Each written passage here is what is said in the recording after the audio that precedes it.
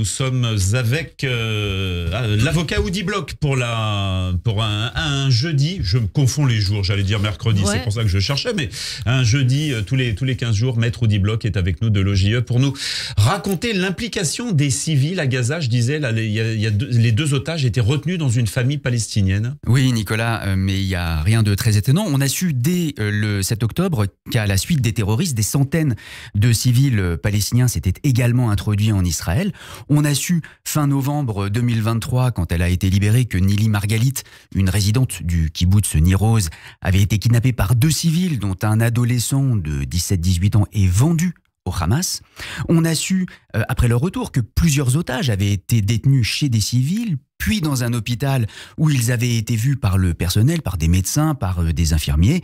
On a su qu'un otage, le russo israélien Roni Krivoy, qui avait réussi à s'enfuir, avait été rattrapé par des civils qu'il avait livrés au Hamas.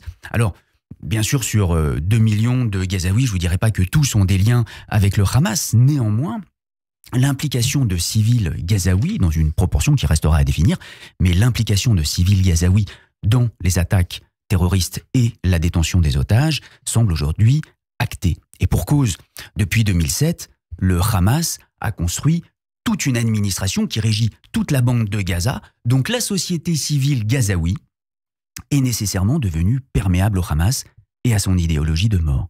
Et cela fait des années que l'on voit des feux d'artifice tirés de Gaza pour célébrer les attentats terroristes en Israël, que l'on voit des civils distribuer des bonbons et des gâteaux à d'autres civils en liesse, des mères qui se vantent d'avoir des fils morts en martyrs et dont la plus grande fierté serait que les autres suivent le même chemin. Donc le Hamas n'est pas un îlot de guerre dans un océan civil pacifiste à Gaza. Audi Bloch, comment est-ce qu'on fait pour le jour d'après, après la guerre en cours à Gaza, pour changer cette donne? Bien, je pense qu'il faut partir de la cause. Et la cause, ce n'est pas tant l'occupation, la colonisation depuis 50 ans, comme le prétendent les pro-palestiniens, que la haine anti-juive. Parce que les pogroms anti-juifs, à une échelle moindre, mais avec des violences à peu près similaires, avec des hommes, des femmes, des enfants égorgés, assassinés, violés.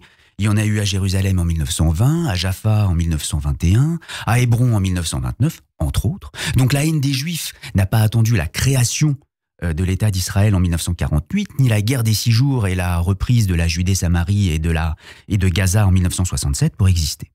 Et cette haine a été l'un des ciments du Hamas lors de sa constitution, elle l'est encore aujourd'hui. On la retrouve enseignée dans des écoles, on la retrouve dans des émissions de télévision pour la jeunesse où l'on nourrit les enfants de la détestation des Israéliens, mais aussi des Juifs, des Yahoud, qu'il faut poignarder, tuer, sur lesquels il faut tirer. Le résultat, c'est le massacre du 7 octobre par le Hamas, mais c'est aussi toutes ces vidéos de tous ces civils qui célèbrent le retour des terroristes à Gaza, qui frappent, qui crachent sur le corps des victimes déjà mortes chargées à l'arrière des pick-up.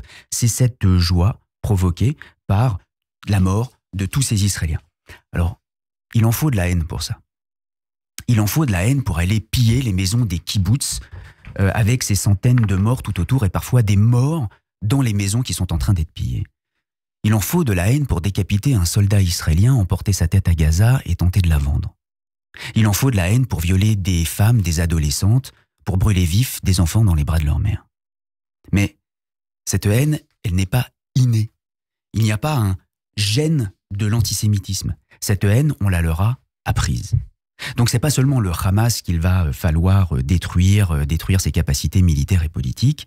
C'est pas seulement l'UNRWA qu'il faudra démanteler et remplacer. Il faudra aussi désidéologiser une partie d'une population à qui l'on a enseigné la haine des Juifs. Et ça prendra du temps. Merci Audi Bloch. Je peux vous demander peut-être, puisqu'il y a eu hier l'hommage national à Robert Badinter, avec les mots du président Emmanuel Macron, vous nous quittez au moment où vos vieux adversaires, l'oubli et la haine semblent s'avancer à nouveau. Je peux vous demander votre réaction sur l'hommage qui s'est tenu hier? Oui, c'est assez juste. Un très bel hommage rendu à Robert Badinter, un grand avocat qui a lutté contre la peine de mort, un de ses principaux combats, mais aussi contre l'antisémitisme. Je me rappelle d'une de ses audiences où il est venu témoigner contre Forisson et où il a déclaré avec force et passion que Forisson et ses comparses resteront à jamais des faussaires de l'histoire, et c'est tout à fait juste. On a entendu hier un extrait de ce passage de cette émission, effectivement, où on le voyait vitupérer à juste titre contre Robert Forisson. Il était sur le plateau, je ne sais plus de quelle émission, c'était une émission où une forme de débat, si tant est que ça puisse s'appeler ainsi, où il était face à Robert Forisson et on l'entendait comme ça, s'emporter. C'était quelqu'un qui était capable d'une gamme de couleurs, de monter avec force conviction absolument impressionnante. Et c'est vrai que l'hommage hier était assez remarquablement émouvant. Donc je voulais avoir votre réaction là-dessus. Nous sommes dans quelques instants on va retrouver le Zoom Israël.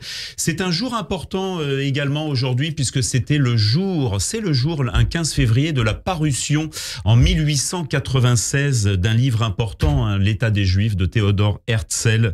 Il avait vu de ses propres yeux à l'école militaire la dégradation du capitaine Alfred Dreyfus 2 ans auparavant, et donc il décide, c'est un journaliste lui qui est hongrois d'origine juive, assez éloigné de la religion et des pratiques religieuses, et puis il décide en subissant l'affront un petit peu de tous les